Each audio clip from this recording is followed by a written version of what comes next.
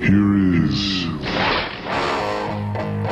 Welcome to Podcast Bloody Podcast, a Call Out Culture production, hosted by Alaska and Geng PTP.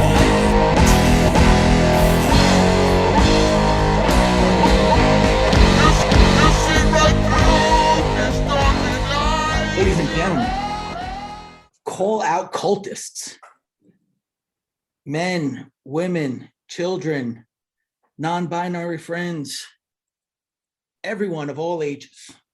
Welcome to a very special introductory episode to a project that we are working on for this summer. It's myself, Alaska, and famed, legendary call out culture guest, now co-host on this mini-series, the homie Geng PTP. Oh, What's going on, sir? Peace, Alaska. Peace, my old Adams brethren. Indeed. Yeah. Shit. Living out here. You know what I mean? You know what I'm saying? We're outside. Well, we are actually outside. Well, almost. You might hear the birds chirping. You might, yeah. You might hear like dogs barking in the background or like kids crying somewhere out in the backyard. It's always crying. You know, there's a lot of concrete in the backyards of these buildings for kids to fall and skim and knee. Facts. Yeah, treacherous environments, but we made it through the concrete jungle for a few decades. So made us stronger. Facts. There it is. So we came up with this idea chatting when we discovered our mutual love of Black Sabbath, specifically the original lineup and iteration of Black Sabbath, which is Ozzy Osbourne, Tommy Iommi, Geezer Butler, and Jerry Ward. Right. And we wanted to talk about it. You know, we found out there's a lot of other people that feel the same way. So we wanted to put together something special for the summer, a little series, test it out, see how it goes. And with that, we bring you Podcast Bloody Podcast. Black Sabbath podcast. The name of all names. Come on, we got to come with a strong title. God damn it. You know what I mean? So gang, why don't we talk a little bit about why we want to talk about Black Sabbath and why why Black Sabbath? Well, I feel like I'm quoting. I don't know. Did Beavis and Butthead? They didn't have Black Sabbath, but they did the Iron Man. See, Beavis and Butthead had Metallica rules. I was gonna say Black Sabbath rules, first and foremost, and then but they honored Black Sabbath by doing the Iron Man riff. When it got wild hype, right? Yeah. And I think that's something that I grew up with too. Before we even start speaking about our first experiences with the band, with the music, but I think there's a lot of things that we can attribute, or we can sort of signal back to Black Sabbath as far as just sonic, not tropes, but attributes. Mm-hmm. And I don't know, Black Sabbath is they did a lot more than your average heavy metal band, or even say band from the 70s in that vein, or anywhere within that realm, the hard rock, whatever. They were kind of the first heavy metal band, right? Yeah. Or one of the first, so, and they did it in their own way. I don't know, I think their uniqueness was something that really was inspiring, or just I was magnetized to that. I was like, okay, well, this isn't this band, this isn't this band, this is only this thing that exists with Ozzy is such a unique front person, vocalist, and then the whole narrative too, their whole world, they're world builders, right? Yeah. So I don't know, maybe I'm going too deep into it too soon or whatever, but I think I just why not fucking talk about Black Sabbath? I think I've sampled Black Sabbath, you know what I'm saying? I've rhymed over Black Sabbath, looped up, and just without any drums added or anything like that. And I was just, there's something there that there's just something there that like you can't really. How many bands? All right, how many bands today are modeled after Black Sabbath to the like almost to the T? Exactly. You know, like how many bong ripping type beat bands do we have out here who sound like they're just doing Tommy Iommi? You know what I mean? Like Tony, you know what I'm saying? Like Tony Iommi guitar work, and it's all like engineered the same way too.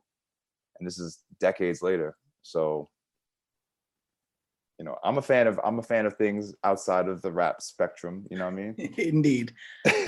Indeed. Yeah. As I know you are as well. So yeah. I mean, for me, it's like, I wouldn't say like, you know, obviously it's like, it's a completely different genre of music, but it's something that there's a distinct start to the thing that they created, right? Like they're universally acclaimed as the first heavy metal band, right? Like created a genre, created something whole cloth. And like, I think as hip hop fans, like that resonates, right? Because especially like, you know, we talk punk too, right? Like there are these sort of like musical movements that were kicked off because they saw something that nobody else was seeing, right? Like if you watch, I watched a lot of like Black Sabbath documentaries, and it was like, they were a response to like the peace and love movement, right? Because they saw through the bullshit of that.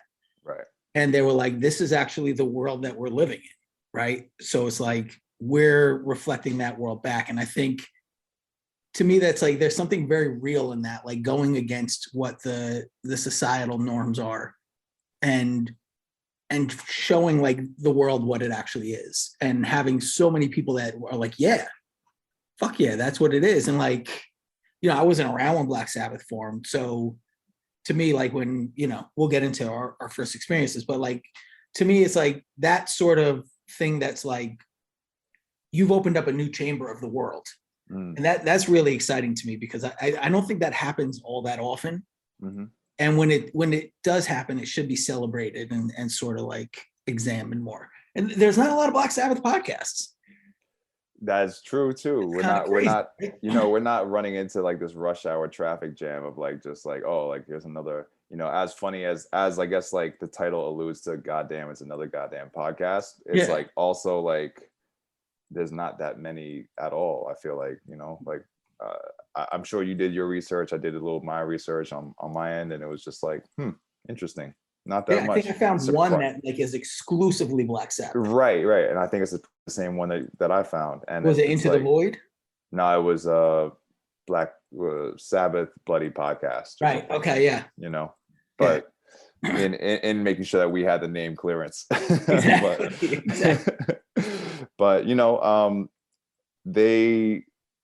another interesting thing. I mean, you know, there's that intersection between, like, I could find. We'll talk about more specifically like the relationship between Sabbath and like us as heads who are practitioners of rap, you know, and are participants and like, you know, lifelong participants of hip hop or whatever, right? It's like there are so many of those points of connectivity in just the narrative alone. Like you're talking about like the same shit that I've like when I heard Sabbath and saw what they were doing, I'm like, oh, this is like NWA. This is like Public Enemy. This is like, I mean, obviously very distinctly different in certain ways, but like Wu-Tang, you know what I'm saying? Where it's just like, oh, you're building like I said before, like building a world, but they're dealing with reality as, you know, like think about it like on some cellar dweller shit, right? Yeah. Like they're talking about like realms, mystics and all that, but like they're still referring to the things that are happening on their blocks in Brooklyn, so to speak. You know what I'm saying? Like, you know, you have a song like War Pigs, or you know, you have these this is a response to the whole love movement, kind of like utopian out perspective of the world. And you know, these are folks who felt otherwise and was like, well, you know, the world's a lot darker. You know, I think it's funny when people always put on like the devil thing. Like they're like, oh, they're satanic. Like the it's like, you know, I don't know. I think for a portion of my life when I was growing up, like people were like, oh, Black Sabbath was the original like Satanists or whatever. And I was like, not really at all. Like if you listen to the shit that's actually quite anti-Satan or whatever, they just talk, but they're exploring evil, but they're exploring evil from like extracting it from like real life evil, like actual like political evils. You know what I'm saying? Like, Yeah. so yeah, and in that same way, it's a certain type of reporting, by using like mythology, so to speak. I think that's like, I mean, I think we could all relate to that if, as fans of like the the wordsmiths that we've like grown up with. You know what I mean? Yeah, I mean, and it's interesting. There's a whole like sort of school of criticism that has actually called them like the first Christian rock band, because like I think it might have been like Legs O'Neill who wrote about it, but he sort of like talked about them. They delve into like areas of darkness in the world, but there's always like a ramification for entering into that world, right? So it's never like glorifying like, oh, hail Satan. It's not like fucking Norwegian death metal idiots. It's like, these are the consequences of your actions when you sort of like go down these paths in life, right? Like even like, something like War Pigs. It's like, that's about evil in the world. It's not necessarily about like this, sort of imaginary specter view of evil. It's like, there's evil in the world, and they talk about it, and they talk about those ramifications on society, the planet, the individual. And it's, I think in some ways I see that comparison, like not necessarily in like the way you look at Striper, like the opposite end, or like to the Satanist bands, like the ones that are like, praise Jesus. Right. But there is like that sort of, the deeds that you put into the world come back to you, right? Sure. There's like a karmic relationship to their music, which is kind of like an interesting thing to think about. So I mean, you kind of touched on it, but like, how does it relate back to rap?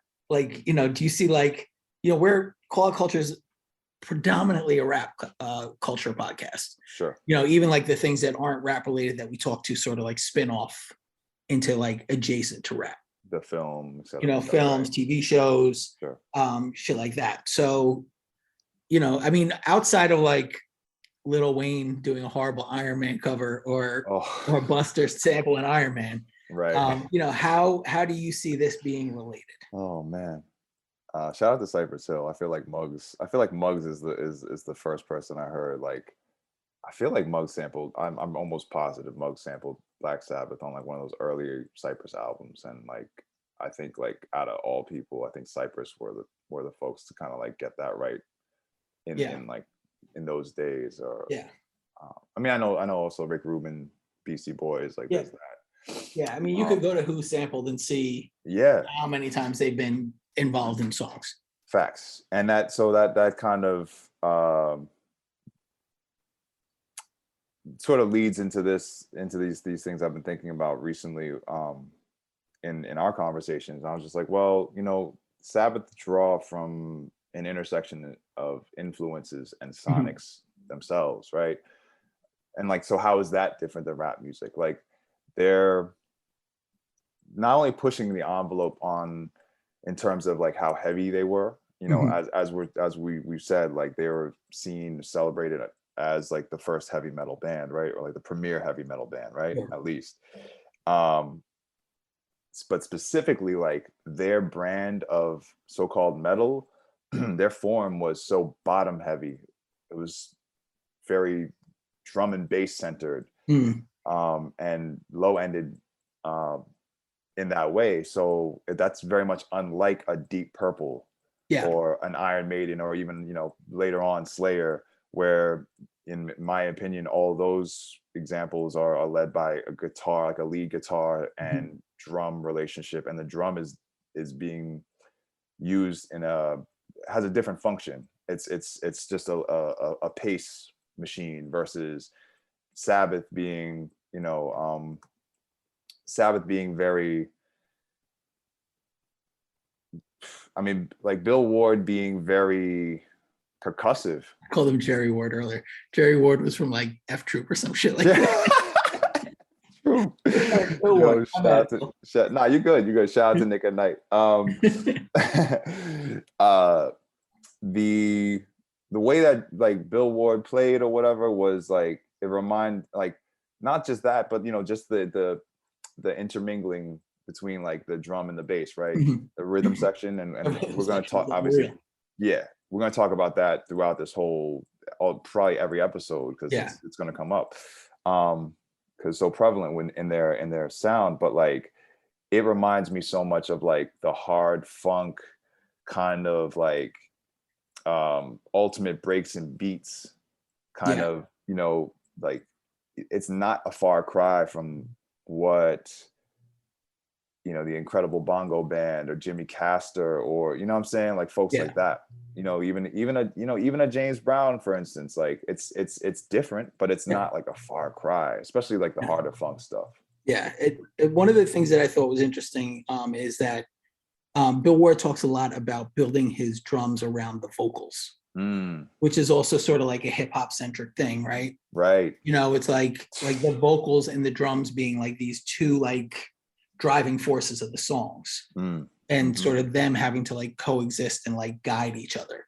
Right. So I think that's sort of the thing there. And there's also like, with a lot of Sabbath, they grew up in like really bleak circumstances, right? Like, Ozzy often talks about like not even owning shoes, Right. like just going everywhere barefoot. So it's like, this was, all of their friends were going into crime, joining gangs.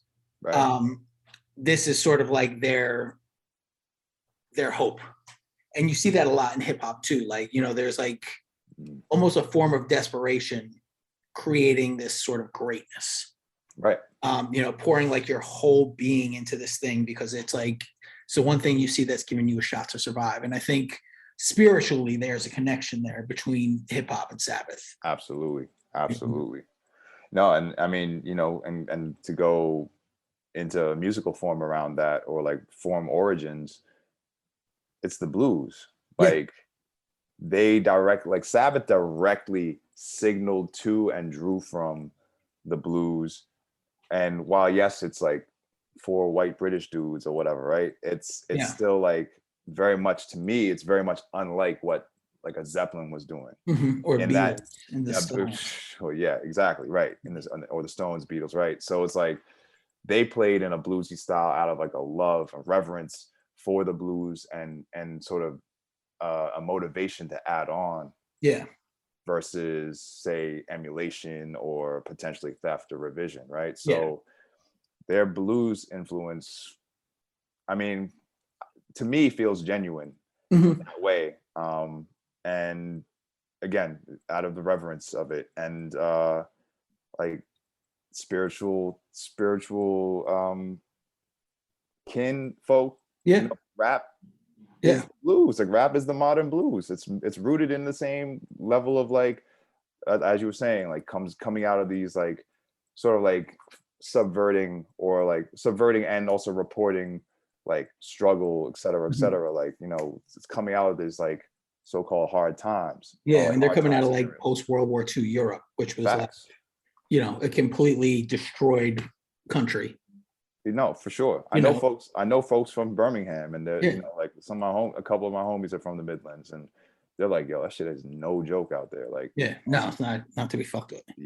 So and this is 40 years later or 50 years later, right? So it's, imagine how bad it was when it was like no opportunity. Right. And I think, building on what you said about like the sort of elevation of the blues, or not elevation, but sort of like taking the influence of the blues.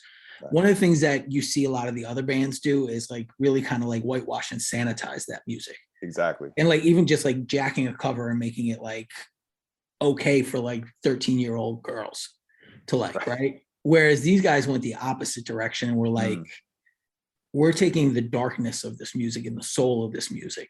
And like, that's the thing that influences us. It's not like the dance craze. It's more like a way to express your pain. And I think like there's a lot of that in their music. Like, I think when you hear, and I think, we'll discuss this a lot too. Like, I don't think Ozzy gets enough credit for how interesting or great of a singer he was, especially with the Black Sabbath stuff. Truly. Like his solo stuff, whatever. Right. By then it was like so sort of like put into like the commercial vehicle, like the industry machine. Yes, it was kitschy. But by those early Sabbath records, that dude's like, he's singing like if he doesn't sing this stuff, he's gonna die.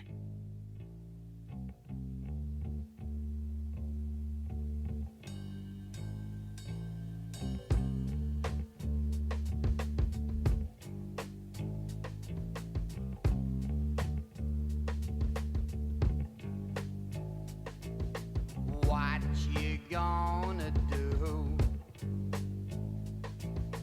Time's caught up with you. Now you wait your turn. You know there's no return. Take your empty roads. You join the other fools. Turn to something new. Now it's killing you. First it was the bomb. Vietnam, Nepal. Disillusioning. You push the needle in. From like you escape. Reality's the grave. Colors in your mind. Satisfying time.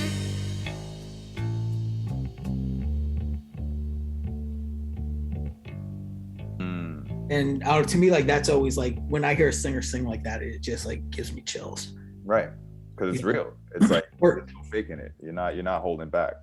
Yeah, exactly. No, So I agree. what were your, like, what are your first memories or your first experiences with Black Sabbath? And like, you know, kind of how has that evolved throughout the years? Facts. All right, so I honestly, and I told like various portions of this story when people are like, oh, why do you make beats like that, or why does your music sound like that, like what's drawn you to? I'm like, I was always like a minor note, a minor key person. Like I don't love like major, to my knowledge, and like my like limited musical theory knowledge, like I don't love most music. I'm more attracted to like minor key shit, right? So things that are like potentially atonal, things that are a little bit more, how do I say, like not confrontational, but have a little bit more what's the term? Just unease to them, you know what I mean? Versus like the traditional pop kind of like, especially of today, where it's just like, hey, we're all gonna, you know, like it's super major key from what I understand, right? So as a kid, I'm like watching MTV. I'm, you know, maybe not really too on VH1 or whatever, too crazy, but like sometimes there'd be these commercials where it was like, oh, here's this compilation of like greatest heavy metal hits from the 70s or from the 70s and 80s or some shit. And like they'll play little previews of the songs, you know, like they will play like a Led Zeppelin song. They will play, I don't know, you know, I don't know if Iron Maiden even made it onto those things, but like, yeah, probably. But like, anyway, my point is like, I might have heard Sabbath originally from one of those TV ads. And I'm like, oh, what's that? Like, it was kind of an earworm, and I'm like, huh. And then I'm, you know, watching like Liquid Television on MTV, you know, and then eventually the Beavis and Butthead, when they went solo, so to speak, you know, when they had their own show and they're doing the Iron Man thing, and I'm just like, I know that riff from somewhere. I'm like, that riff is crazy too. I'm just like, yo, like, hell yeah, I like, as a kid, I was doing that not knowing who it belonged to. You know what I mean? And I'm just like, all right. And then I think after a moment in time, I just got you know, early internet days, like in the mid 90s. I was just like, yo, I want something, I want more heavy. I want to go and find that thing. Like I want to find out like more about like the band behind that riff, and like also just like I want shit that has that tritone element, like that you hear on literally the first riff they play on the We're first. the Devil's Tritone. Exactly, right? Yeah. So, and going back to like the minor key thing, right? So it's like, did a little research, whatever. I think I was on like, I forget what the CD Now, I forget what that website was, but it had little real audio snippets of things. Like, okay, no, it's like, nah, it's not. Led Zeppelin's cool, but like my pops had like a little box set. I peeped a little bit of that. I was like, oh, it's cool. But I'm like, no, I need something heavier. I found Sabbath, and I was just like, okay, cop. Like I think I bought like I think the first 3 albums off rip, and I was just like, yo, this is it. And then from there, I just bought all throughout that year. I acquired like the whole Ozzy era. You know what I'm saying? Word, yeah. Including the last 2, and I was just like, facts, like, you know. But I was blown away because yeah, it was just fucking. It was that thing that I was like, okay, I see why this is the root of all these like hardcore bands that I got into, or you know, like Black Flag, like their My War album. The B-side is all like so-called sludgy, kind of like it's super slow, and I'm like, I love that. I love the slow. Like that's what I was gonna say before. Like, yo, Sabbath sounds like those ultimate breaks and beats. The hard funk like slowed down. Yeah, that was always like super attractive to me. You know what that's I mean? what's up. Yeah, and Henry Rollins is all over that Paranoid documentary I sent to you. Ooh, okay. Yeah, like he's in love with that band. So like Yeah. it's where like he's in love with that band and Van Halen. Whoa. Okay. Yeah, it says like wild interviews with him just talking about like how everybody thought that he hated like that, you know, the punks hated Van Halen. Right. And they were like, they love Van Halen. Yeah. Because like, you know, Van Halen came out of like Southern Cal backyards, like same thing as them. Like their whole movement was like that type of thing. But that's next summer. Yeah, next summer. The Henry Rollins podcast. Henry Rollins, Van Halen appreciation. Right. What about you? What was like, when was, because I'm mad curious to hear about like yeah, because I just know like you have a couple years on me, and just, you know, so, coming from where you're coming from too. You were like, so for me, like I was into metal like relatively young. Yeah. So my dad used to work on like beer trucks, and there was this dude that used to like help out a lot. And he was maybe like 16, and he was like a graffiti artist from the Bronx. Like he used to like run with like a lot of those dudes. Like I think he went by Pavo. And he gave me like a lot of metal tapes because like I was like into Def Leppard. He's like, no, check out this. Like that's how I got into Iron Maiden. Like I wouldn't have like necessarily found that on my own. But through like getting into that, like I heard Iron Man, right? Because it was like, you know, you find Ozzy first because that's what was popping at that time. Right. And then you're like, oh, like maybe it was like the Ozzy Randy Rhoads tribute album where they like did Iron Man live. And I was like, oh, what's that? So eventually I found at like a gas station. Like, I don't know if you remember back in the day, like gas stations used to have like cassettes. Yeah. Like the $5.99 cassettes. And they were all like bootleg, like best of cassettes. Yes. Right. So I found a Black Sabbath one. And like that was my first introduction to Sabbath. And it was like, you know, I got it for Iron Man alone. Right. And it had like Sabbath, Bloody Sabbath. Like I remember that one, and Sweet Leaf, like really like, oh, they're heavy as fuck. But then Paranoid was like, you know, my real like introduction. Like that was like, I sat down with that record and fell in love with it. I was like, holy shit, like this record is crank. And I didn't understand any of it other than it was like heavy and it was wild. Like I didn't have real appreciation for it. Like I have appreciation for it now, like, you know, sort of like the technical expertise in that album. But like, so Paranoid was like my real introduction to Sabbath. And then like a couple years later, I found like the self-titled at a yard sale. And like the whole cover was like all sort of like tattered and ripped. But like, you know, that was like the next one in my collection that got me amped. And it was like, you know, slowly like over time, it wasn't like, I never like really immersed myself heavily into Sabbath until years later. Like I would fall in love with a record. Right. It wasn't like I didn't go through like, you know, like I wasn't bumping like volume 4 back in the 90s. Right. Right. Okay. Or even like Masters of Reality, which we've discussed as like my favorite Sabbath album. But in a lot of ways, like that's the one I discovered maybe like 4 or 5 years ago. Oh, wow. So it's like, you know, it's a little more like recent for me. You know, I'd heard it in the past, but I never like dug into it. Right. And something about it, like recently, like it just clicked, like the heaviness of that record and like the desperation in that record. But yeah, so it was like it's always been like a slow evolution, like, you know, going from one album to the next and like just kind of being stuck on that album for a while. Yeah, no, I mean, so it's interesting. It's almost like kind of an opposite. Like I delved in immediately to like I was like, no, like I want the whole pool like to myself. You know what I'm saying, or whatever. I want to spend time in these waters for a minute. That's how I was with Maiden.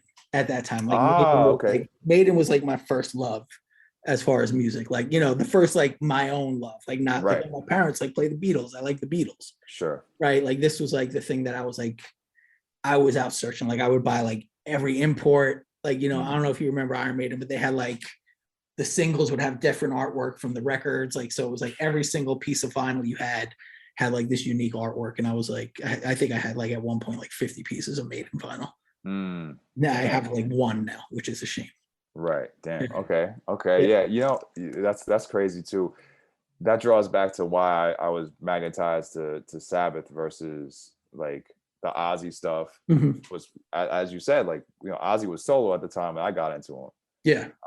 You know, I didn't like care for Crazy Train, or I didn't, No. you know, I didn't care for, I mean, shit, by the time I was really tapping in, it was like 90s Ozzy. So it was like Exact Wild Ozzy. really, yeah, exactly. So I was just like, all right, like I know this guy's like an OG basically. I Mhm. you know, from Headbangers Ball or whatever, I'm watching it, you know what I mean? And I'm just like, okay, cool, but it's not, it all felt very just kind of like, it felt like I mean, in the same way that I kind of at that point, and like you will I'm sure we'll have conversations offline and like talk about like Maiden. I Yeah. never tapped in with Maiden. I never like could find myself like magnetized to Maiden in the same way that I was, just because Sabbath had that like that absolute heavy, like that just like that downpour Yeah. of like low end that I like, that just made me feel a certain way. You know what I'm saying? And like the riffs too, like the riffs were chunky, the riffs were big. So like it, you know, it wasn't fast, and I had to learn how to like enjoy Slayer. You know what I'm saying? And my first Slayer album that I fucked with was South of Heaven, which is a slow one. Slow one, yeah. You know It's all grooves. Exactly. So I think that's also just another, you know, point back to like where I guess like where like my sensibilities have remained, I guess, because I just like the slower shit. I guess I just like slow shit apparently. Or So, yeah, yeah, like that slow shit is where it's at. yeah, and also they're not noodly. They're not very noodly. No. You know, a lot of the '80s stuff was like, and Super some noodly. '90s stuff super noodly. Yeah. You know what I mean? So I was just like, oh, I was cool when I was a kid. I was like, oh, that's cool, like guitar solo. But Yeah. after a while, you're like, No, yeah. Everything that they do has a point. Right. It's not just showy. Like there's nothing showy on those records. I mean, maybe later on, like I tapped out after a while. Like I never really fuck with the Dio records or anything. Same. You know, and I've gone and listened to them, but they don't sound unique anymore at that point. They just sort of sound like everything else. Do you think, does it have to do more so with Dio's vocal quality versus you know, like Dio versus Ozzy on like a vocal, like almost like tonality, like, or how they're using their voice kind of thing, or is it just like the music overall? Like I think it's the music overall, because I know like at certain points, like they had different rhythm sections. True. So they didn't have Bill Ward and they didn't have Geezer Butler like doing what they're doing. And I think they're so important to the sound of Black Sabbath. Like they might be the most important element to the sound of Black Sabbath, like sonically, as far as you know, the thing that I appreciate about them. Right. You know, like they provide the structure to me for everything. Definitely. No, there's no contesting that. Yeah. I think I heard I think Heaven or Hell. Yeah. The Dio. I like the riff on that. I like the groove on it, but yeah, I think Dio's voice is it's like, so Ozzy is just so kind of like maybe singular and like, yeah, it's definitely a 101. You know what I mean? So like he wasn't, and also let's just be real, like by that time in rock music especially, or metal especially, like you have more of a cartoonish kind of like element to like the like high pitched kind of like nasally sort of vocal projection that folks were running to. That's also why like I did that's why like I didn't really go to like Iron Maiden, for instance. You know, for the same reason. One thing, because this is something that I like fell into years later with Maiden, and I'll keep it in here, maybe not. Sure. But their first couple records, like especially the first one with the other singer, is like wild different. It's like, it's sort of like a combination of what Maiden was with punk elements, like British punk elements. Okay. Really cool, different like street album compared to like the ones where it's like, we're Run going to for the talk Hills. about Egyptians for a whole record. Right. You know? Run to the Hills is like you would consider like a later Maiden, like not later, but like an established Maiden sound or I whatever. would say, yeah. I mean, that's the beginning of the sound that we know, Right. Okay. right? Like, Copy. you know, that's the first Bruce Dickinson record. But the first Iron Maiden, like that self-titled Iron Maiden record, like, and again, like I didn't appreciate it when I was young because I loved like the Bruce Dickinson era. It was more when I got older and I was like, oh, this is actually like really different and really interesting. Right. Yeah, I recommend it. Just Word. totally off topic. I'll peep it. I'll definitely peep that. Yeah, I think you'll dig it. Interested. Word. Appreciate it. Word. So, I mean, I guess, you know, let's start talking about what can we, you know, listeners expect from this series? Like, what do you think that, you know, we're going to be able to tackle and talk about? And, you know, like, you know, what is our goal for the series? Well, I think like, well, one, I think, you know, we spoke so much about our so-called origin stories with Sabbath, like, you know, as younger listeners, and how then over the years we've these other elements of the music popped out to us, you know, became apparent, like the technicality of it, like the fact that it was, you know, the fact that it was blue. I didn't know when I was first hearing it. I was just like, oh, that's like, that's not noodly, that's not showy. It doesn't feel showy. It doesn't feel. It feels like essential.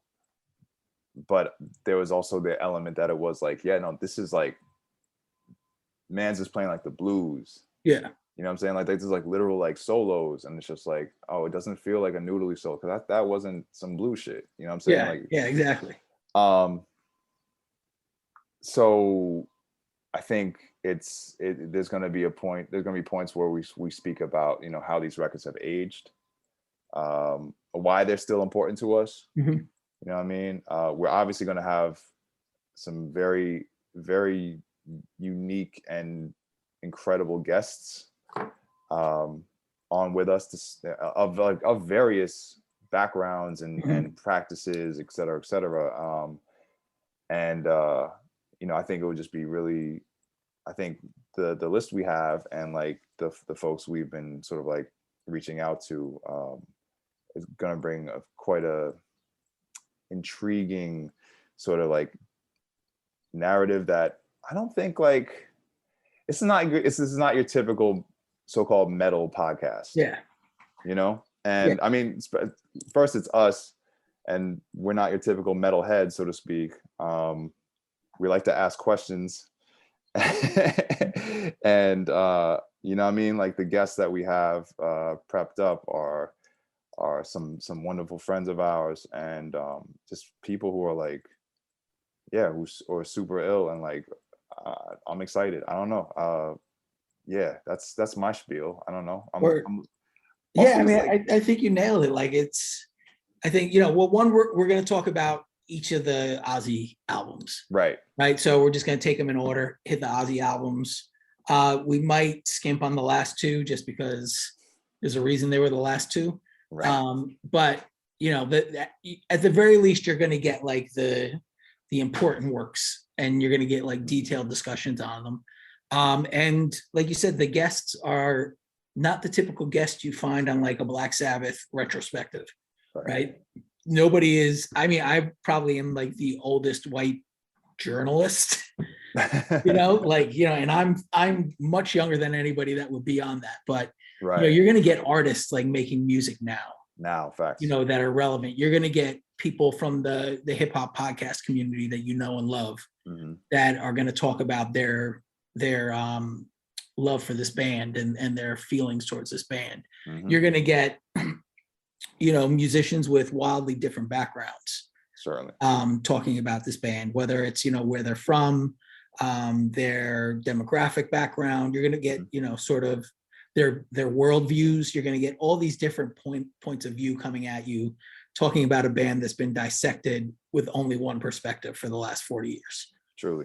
So I think it's going to be cool to sort of see the impact that Sabbath has had on a more global community than the one that's always focused upon. And at least that, you know, that's sort of like my hope of what we're able to give you. Yeah. Yeah. I think it'll deliver. Yeah, I do I'm too. gonna put some bread on that. Yeah, based on the people that we've already confirmed, I agree. Facts. Yeah, you know what I mean? So we got some dope heads on here that have already confirmed, and there's more that we're working on bringing in. Indeed. Yeah. And yeah, it's just gonna be fun to like you know, a lot of, I was telling you offline, like a lot of these albums I haven't listened to in like almost, or maybe like a decade. So Yeah, for same. me, it'll be like fresh ears again, or like fresh ears being reminded, so to speak. So Yeah. I mean, I had that experience just the last couple of days listening to one that we're recording tomorrow. Like I haven't listened to that full album in ages. And just like, you know, the things that I thought I remembered about that album are like, yeah, and the things that I was like, I never need to hear this record again. Those were still there. But then there was all these parts that I was like, oh, I forgot that part exists. Right. You know, Yes. of like that song. Like that just still makes like that hair on my arm stand up.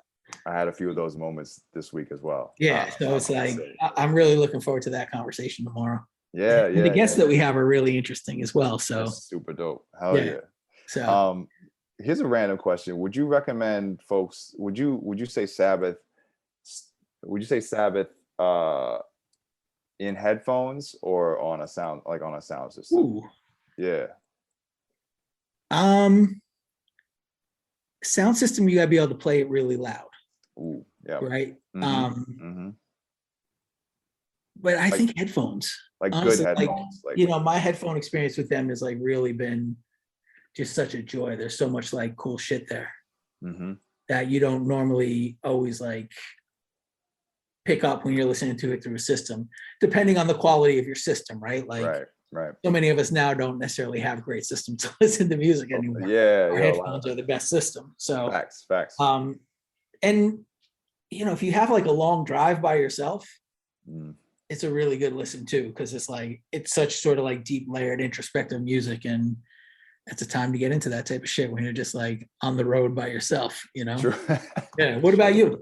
Nah, I'm 100% with that. I think I would say preferably a good pair of headphones for like the essential listening experience, so to speak. Yeah. And like I don't want, you know, I'm not trying to get into some weird audiophile territory like, oh, you gotta have the vinyl. Yeah. Like, nah, it's all good. You could have a fucking tape. Yeah. A second generation cassette tape. Actually, like maybe do that. That shit would probably emphasize some of the elements that like we love so much. Word. But headphones, they do a lot in the headphones. They do a lot for the sonics that in those spaces where sonics are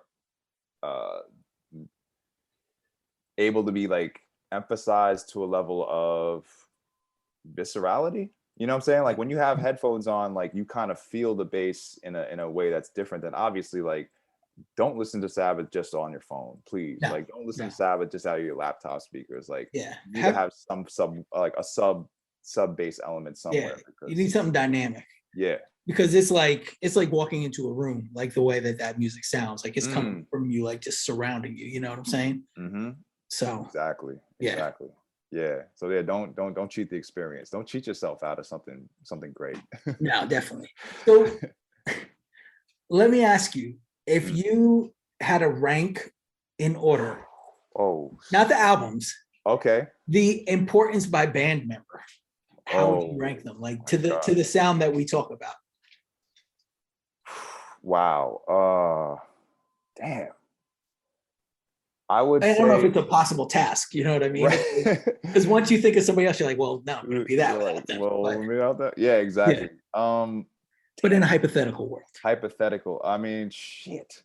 Because to me, they're like the perfect quadrant. Like they're like they are or quartet, whatever. But like they're like, it's just like, yo, like how can you have all this without Iommi? How could you have all this without like? If you switch Ozzy out the picture, then it's just like, well, it's going to be something different. It'll still be fucking like if the songs were the same, like structurally and sonically, like it'll still be, I think, probably enjoyable as far something you can engage with. But like I do oftentimes like in that question about Dio or whatever, like I do that comes out of a curiosity as to how vital, or rather like overlooked, like you said earlier, Ozzy's vocal abilities and just uniqueness again, sort of has been in like the reporting of like, say, like greatest front people, or Yeah. whatever in music, or in music period, not even just like in metal or rock or whatever. I think this, but I mean, shit, there, without that, without Ward drumming the way he did, you know what I mean, without that rhythm section, damn, I don't know, it's tough, yo. I mean, I think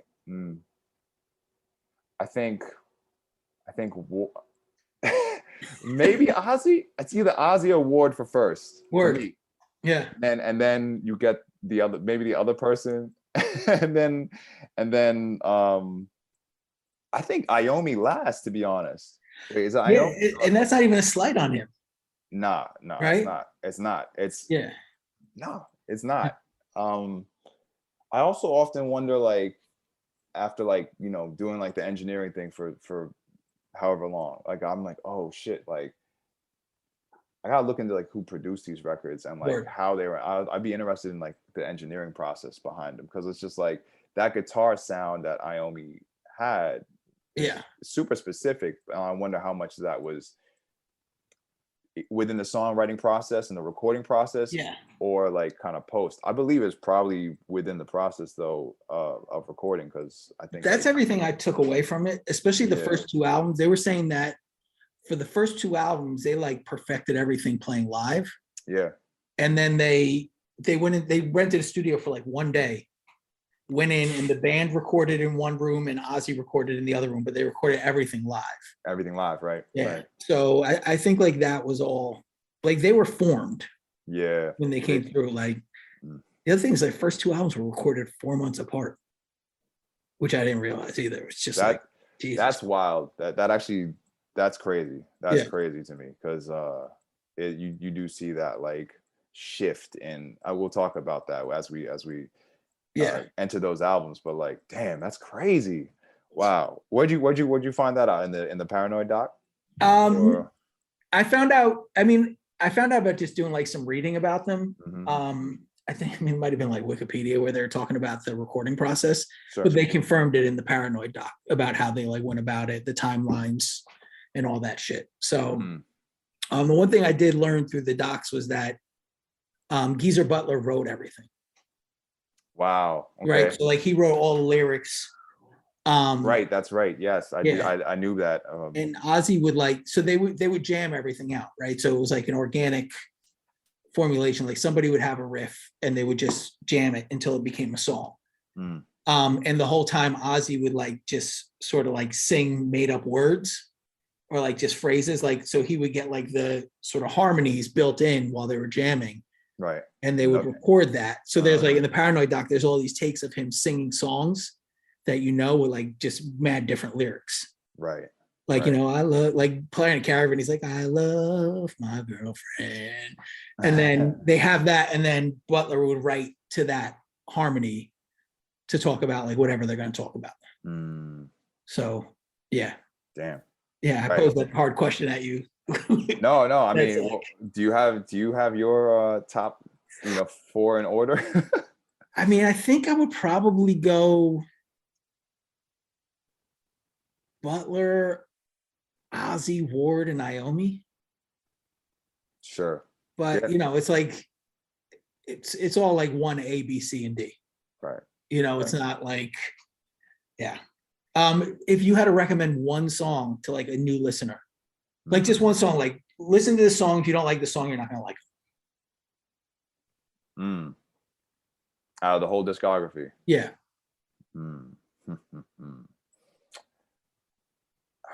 Shit, because there's so many different zones. I'm like literally looking at, like, I'm on Discogs right now looking at I wouldn't say you know what, a lot of people like off of Paranoid, a lot of people love the self-titled track. I'm like, that's not the one I would select for people, for them to like characterize them. Yeah. I'm gonna go with like an off kilter one, to be honest. I'm gonna say Sabbath, Bloody Sabbath, Ooh, the cool. title track. Yeah.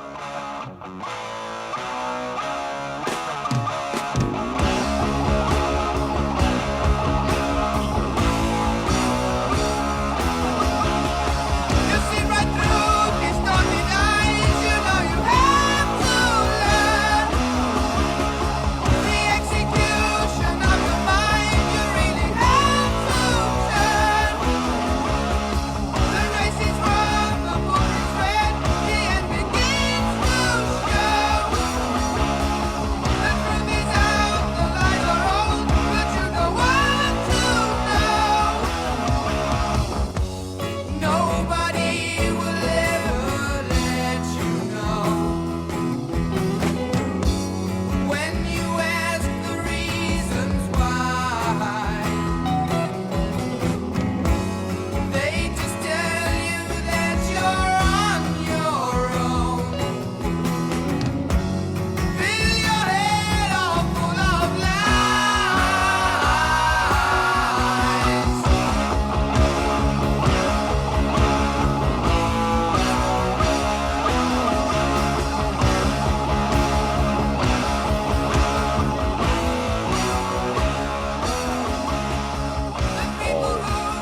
Yeah, that one's crazy, yo. That's like one of my favorite Sabbath songs of all time. Like out of the whole bunch. This one bangs. That one is nutty. What about you? I mean, I think to me the obvious answer is War Pigs. Right. Like, but you know, as far as my favorite, I would probably go Hole in the Sky Mm, or like Megalomania, like something off of that record. Megalomania. But that's just the record I've been in. That's like the world that I've been like deep in for the last couple of years right. in Sabbath. So yeah. Right. But I think if you don't like War Pigs, you're not gonna like anything. Right. Like that has elements of everything that they do well in that song. Yep. Yeah. Yep. Yeah. It'd be wild if we were like Planet Caravan. Planet Caravan, yeah. That's the one changes. Changes, exactly. The complete opposite, right? Yeah. And that's why they're so ill too. Like they literally did that Yeah. at the same time. Like, and just like, wow, like that's throwing us those lefts and just Yeah, like, for real. shit. I love when I first heard Planet Caravan at an internship in a Oh studio wow.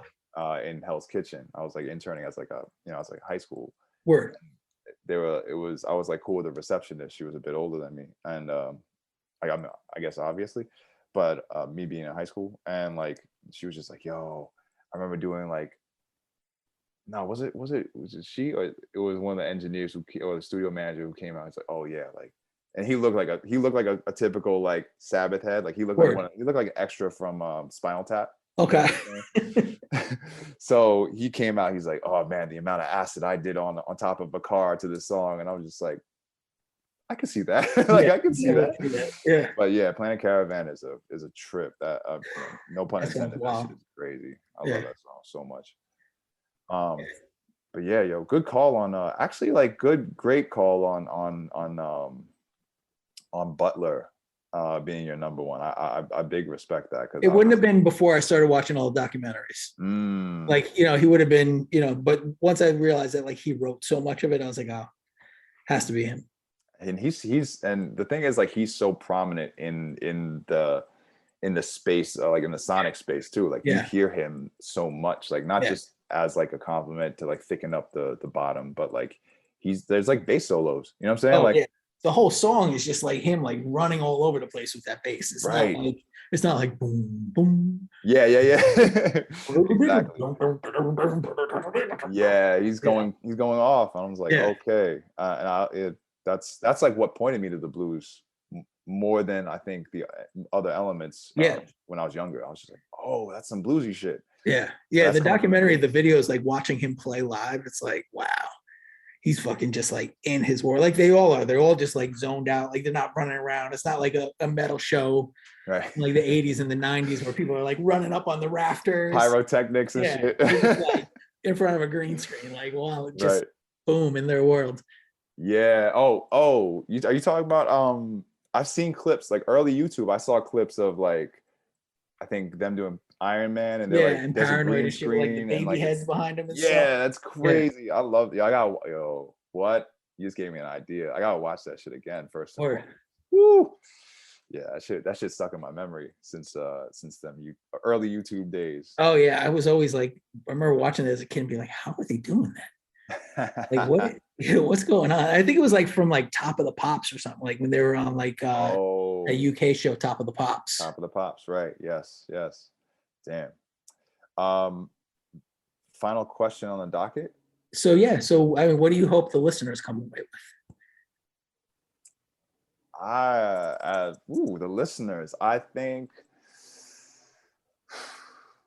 I would hope that there's an appreciation, but beyond just like a so-called like beyond just the appreciation. I'm doing air quotes. What you said earlier about like a more global, worldly, or just a more let's just go with global perspective on this band that has so much put on them already, has had so much like reporting done on them, has had so many labels put on them, so much mythology around them as well, you know what I'm saying? Just sort of like understanding that there's like this music isn't like a one-sided thing. This music isn't like a binary thing, so to speak, you know what I mean? Like this is something that can transcend, like, and it's, I mean, shit, decades and decades later, like, there are folks who are tapping in with it and they're like somehow able to see it, just like you would say like a Coltrane record or something like that. You know what I mean? Like there's like a timelessness to it. Yeah, still like vital and relevant. Yeah, and it's right, like what they're talking about is still like happening at, one would say ad nauseum, you know what I mean? Yeah. Like it's still happening. So Yeah. it's out there. So like I think there's an importance in these sort of like in honoring these narratives that somehow not only like stand the so-called test of time, but like just like greater than just one singular, put it like this, one singular genre, like so-called genre or like identity formed off of like the supposed idea around the genre. You know what I mean? Yep. Like it's not just about some long-haired folks, some long-haired white folks in a room in all black, like being like, yeah, like fuck yeah, dude, like fucking war pigs, or like whatever, like let's do acid on top of a car. Like it's not just about that. No, It's actually not really about that at all. Like that's kind of more of a byproduct of the thing, and that's why like there's a greater discussion at hand about like metal spaces and like what those look like, and like and changing that. But like I think like this will deal with all that. What up? I think this will deal with all that, and I think this will like probably turn a few heads on to something that like they will probably enjoy. Like they'll probably like find some points of connectivity. Word. I think you nailed it. Like I hope for people that are like lifelong Sabbath fans, it gives them a new perspective. Yes. And then for people who know nothing about them, it introduces them to some like wonderful new music. And maybe, if you had preconceived notions about the band, like it changes up, like, I know there are always like people that certain genres of music, like, oh, that music's not for me. Right. Whether it's like the sonic sound or the environment based around that music. Yeah. But, seeing that like this is actually a universal group, like, it touches everybody, and there's probably something in it that will touch you as well. Facts. So, hopefully it'll get you to explore something and find something that you dig. Indeed. We're just trying to deliver the goods. Come on. You know what I mean? Exactly. We're just trying to be the conduit. Conduit. The conduit to do it. Exactly. Yeah. Hell cool. Yeah. But, so we'll see you next week with the first episode, and we're going to be talking about the self-titled Black Sabbath album. Self-titled. Come on, the crazy cover. Let's go. Yeah, exactly. The most evil album of all time. Word. Facts. G. All right. All Cool. right. Peace. Peace.